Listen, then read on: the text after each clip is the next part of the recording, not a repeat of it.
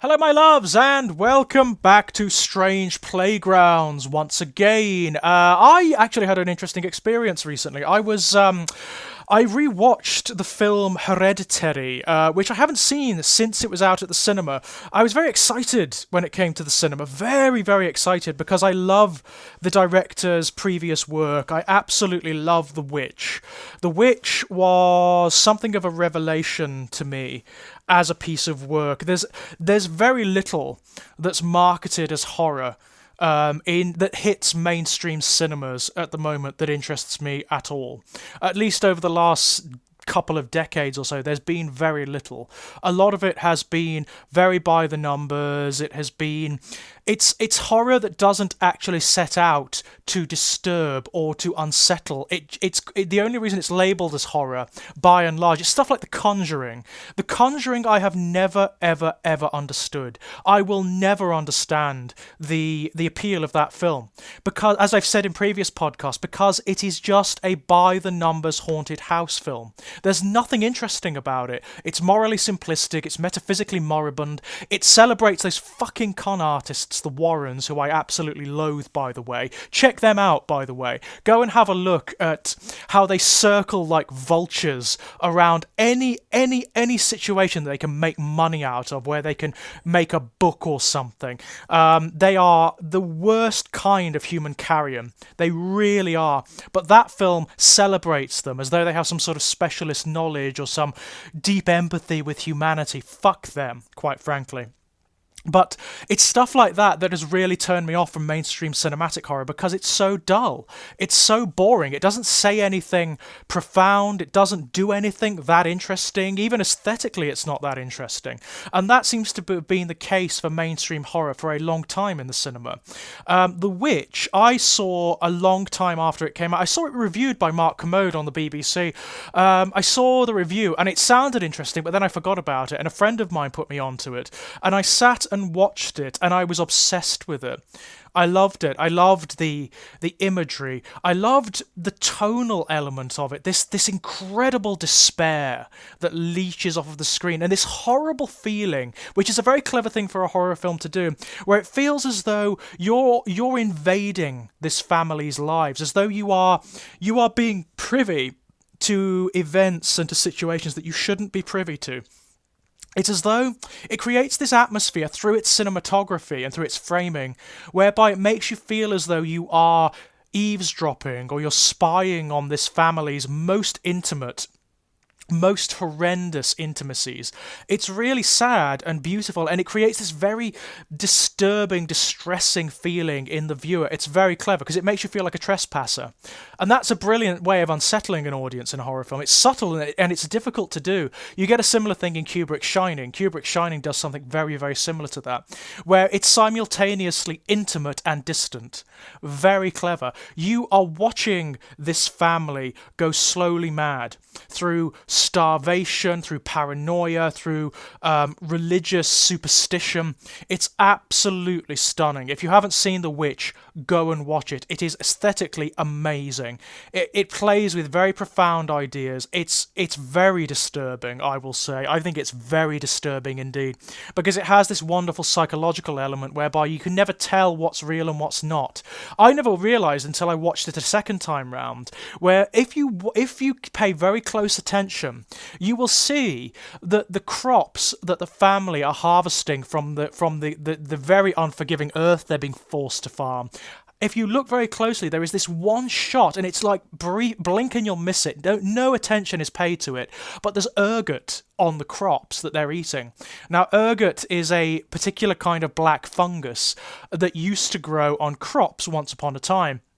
And ergot has this capacity of inducing hallucinations. It's what's believed to be responsible for a lot of claims of witchcraft and whatnot, and of supernatural phenomena in the Middle Ages.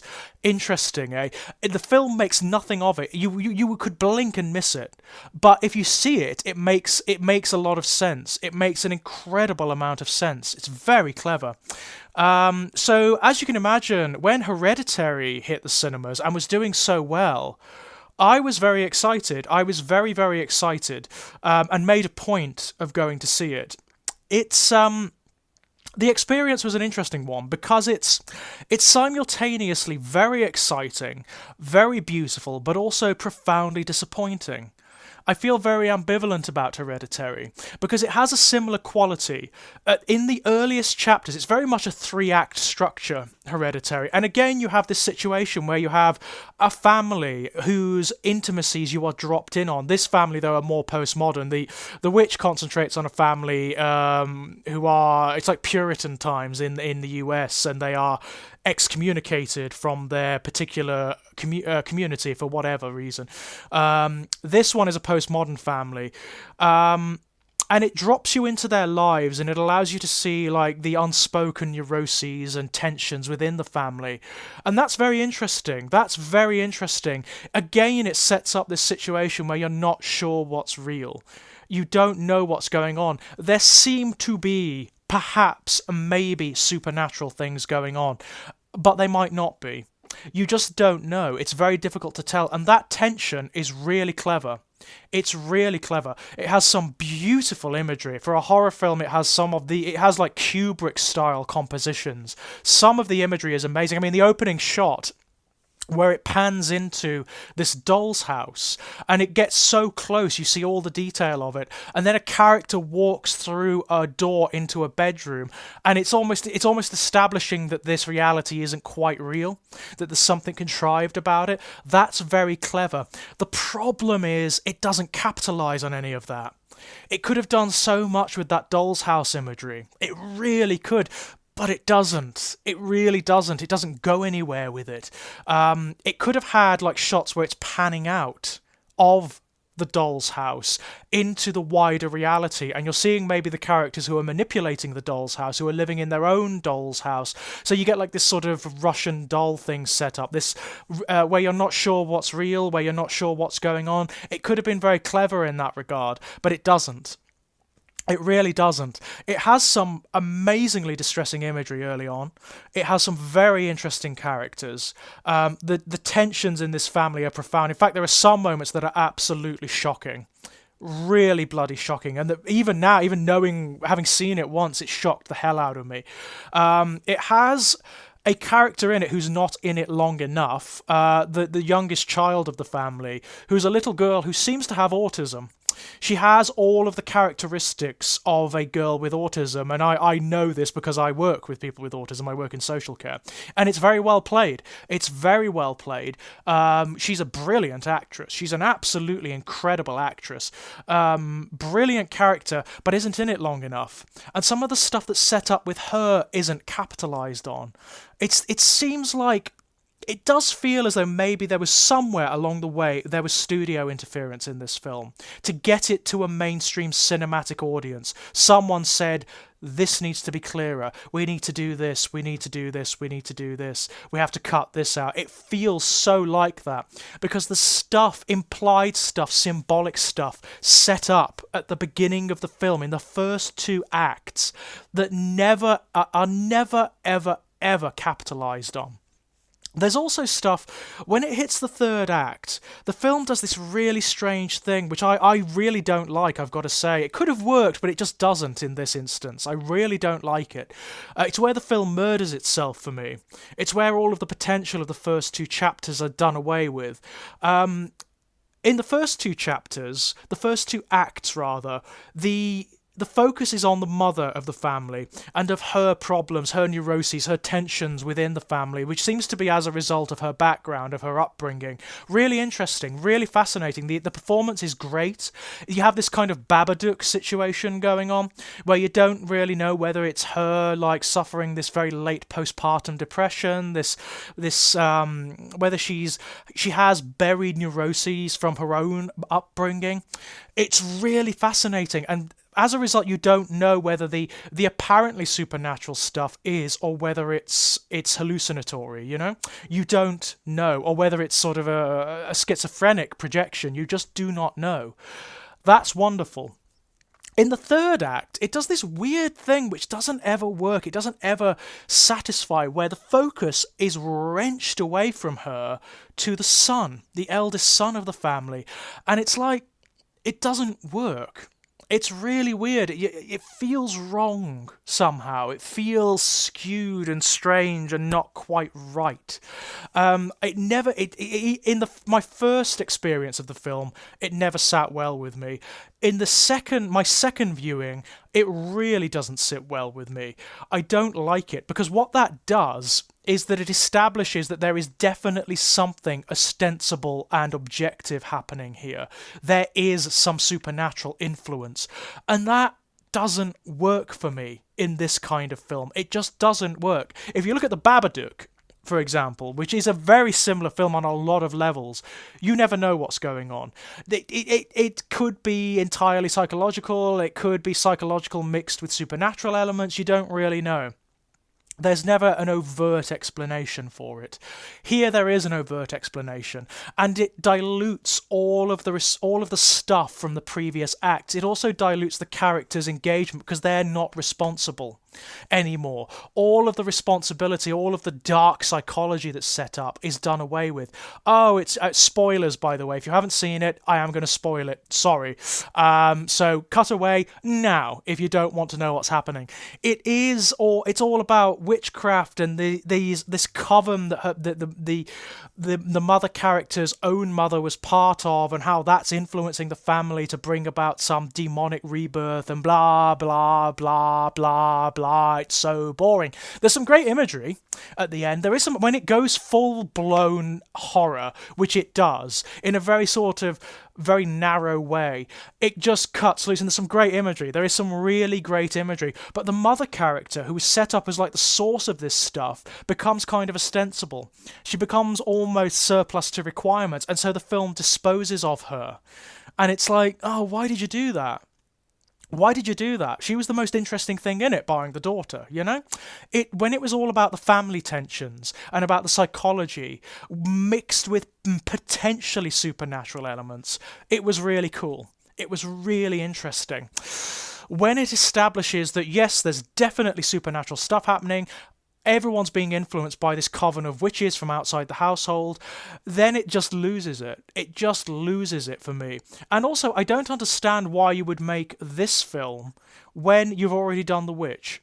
Because The Witch, again, has the same tensions. It even has the same imagery, but it never, ever, ever, ever states objectively that all of the supernatural stuff is happening. In fact, in The Witch, it's probable that it isn't. That it is just this family going mad in the woods through starvation and whatever.